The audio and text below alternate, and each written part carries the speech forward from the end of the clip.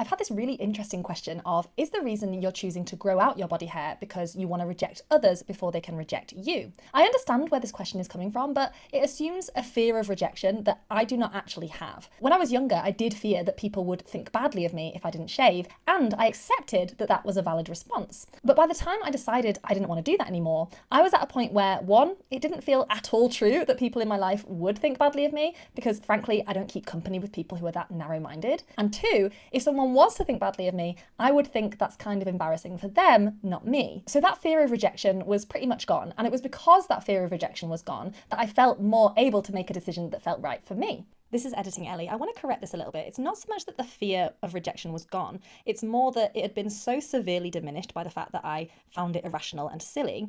And then what was left of that fear, I actively wanted to challenge that. So it's not that the fear was gone completely, but I felt ready to overcome that fear. And that's quite different from, oh, I'm going to reject you before you can reject me, because that's not really overcoming the fear. That's responding to the fear in a defensive way. Whereas I just wanted to take whatever was left of that fear and overcome it completely. That was my motivation.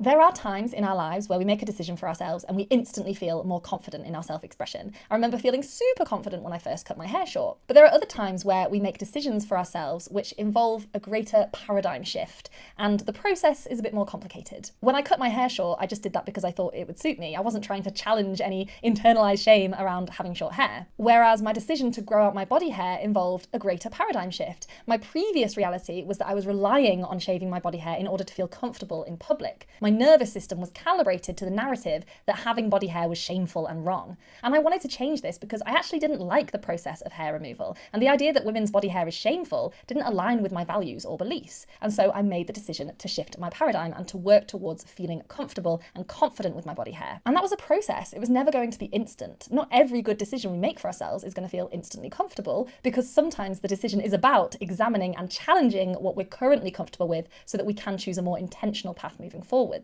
So yeah, at first there were high stakes events like hen dos and weddings where my nervous system would be very activated. My body would be telling me, this is wrong, you're gross, you shouldn't be doing this. Even though in my head and heart, I was okay with the idea that some people might judge me. Their judgment wasn't important to me. And that's a classic anxiety issue. We know in our head that we are safe, but our body reacts as if we are not. So I kept exposing myself to those kinds of situations so that my body could eventually catch up with my conscious thinking. And now I feel really comfortable in those kinds of situations. I think it would have been a shame to go, oh, I feel uncomfortable and so clearly this isn't the right decision for me. I find that to be an unimaginative approach to life. So no, it's not about defensiveness, it's actually about removing some of the defense mechanisms I previously had that were no longer serving me.